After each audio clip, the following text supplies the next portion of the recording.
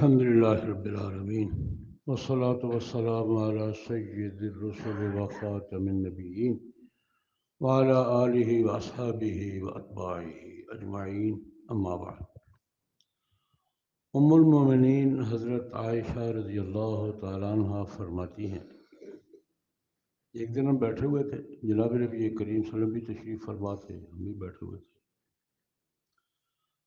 حضور ذرا تھوڑا سا بے تکلفی کے ماحول میں ٹیک لگا کے ذرا ٹانگیں پسار کے بیٹھے ہوئے تھے، جیسے آدمی بے تکلفی میں گھر کے ماحول میں بیٹھتا ہے۔ حضرت ابوبکر صدیق رضی اللہ تعالیٰ عنہ آئے، ٹھیک آئے، السلام کہا، ساتھ بیٹھ گئے۔ تھوڑی دیر کے بعد حضرت عمر رضی اللہ تعالیٰ عنہ حاضر ہوئے، تشریف لائے، اجازت مانگی، آ جائیں، سلام کہا، بیٹھ گئے۔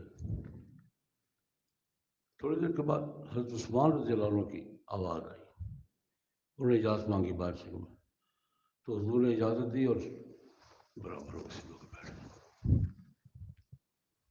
گئے۔ مجلس ہوئی، جو بھی گفتگو وغیرہ کرنی تھی کی، تب چلے گئے۔ حضرت عائشہ نے پوچھا، یا رسول اللہ، میرے ابا جی آئے تھے، آپ کے خسر بزرگوار، آپ ویسے ہی بیٹھے تھے۔ عمر آئے تھے، وہ بھی آپ کے خسر بزرگوار تھے، آپ ویسے ہی بیٹھے رہے۔ عثمان تو داماد تھا نا، وہ آئے تو آپ سیدھے ہو کے بیٹھ گئے، یہ کیا ہوا؟ بات الٹ ہونی چاہیے تھی نا، یہ کیا تھے؟ داماد تھے، وہ کیا تھے؟ خسر تھے۔ حضرت عائشہ کہ میرے پوچھا، سر یہ کیوں؟ ان کے آنے پر آپ ویسے ہی بیٹھے رہے جیسے بیٹھے تھے، ان کے آنے پر حضور عائشہ، عثمان بہت حیادار ہے، عثمان بہت حیادار ہے، مجھے خدشہ ہوا کہ اس حالت میں مجھے بیٹھے دیکھ کر واپس نہ چلا جائے، اس لیے میں سیدھا ہو کے بیٹھ گیا۔ یہاں سے دو بات، ایک تو حضرت عثمان کی حیا، تو وہ تو حیا کا سمبل ہے، احیاء عثمان، نبی کریم صلی اللہ علیہ وسلم نے حیا میں سب سے زیادہ حیادار کس کو قرار دیا ہے؟ میرے صحابہ میں اصدقہم ابو بکر،